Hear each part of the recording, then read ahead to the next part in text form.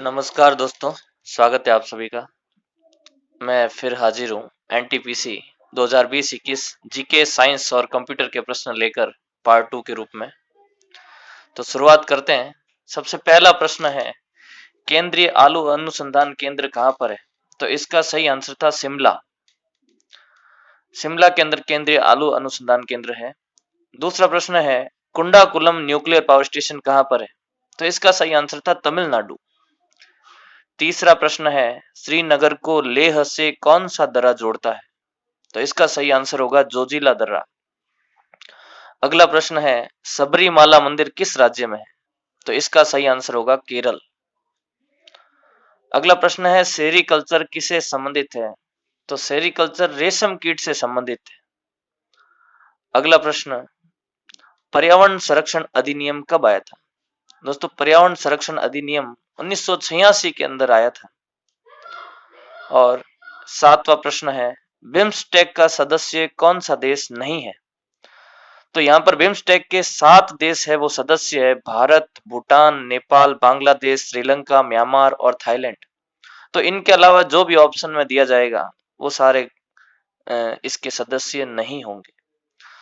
आठवां प्रश्न देखते हैं, लोकसभा में अधिकतम सीटों की संख्या कितनी है? तो इसका सही आंसर होगा 552। जी हाँ दोस्तों, 552 इसका सही आंसर था।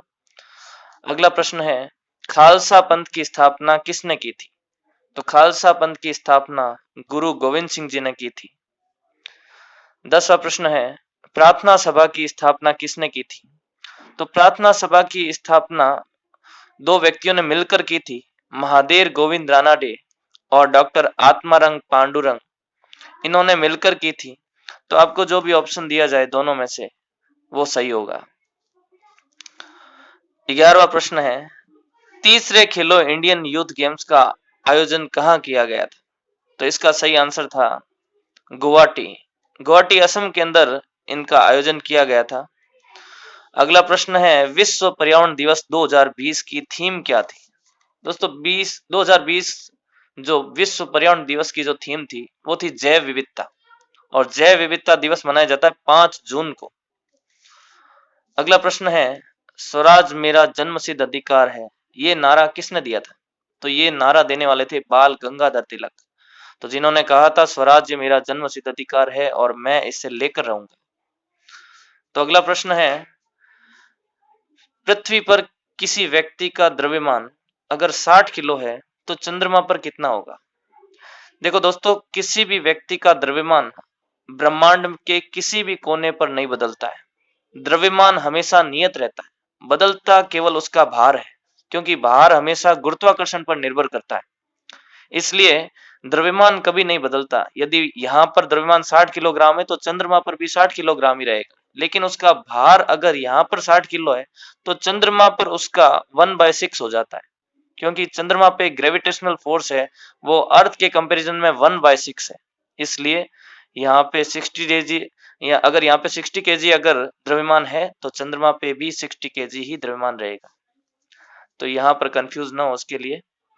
नेक्स्ट प्रश्न है, इसरो का मार्स ऑर्बिट मिशन कब लॉन्च किया गया था? तो इसका सही आंसर है 5 अगस्त 2013। इसरो का मार्स ऑर्बिट मिशन 5 अगस्त 2013 को लॉन्च किया गया था। अगला प्रश्न है, राज तरंगिणी के लेखक। राज तरंगिणी के लेखक थे कल्हड़। कल्हड़ ने राज तरंगिणी लिखी थी। अगला प्रश्न है, पानीपत की दूसरी लड़ाई कब लड़ी गई थी?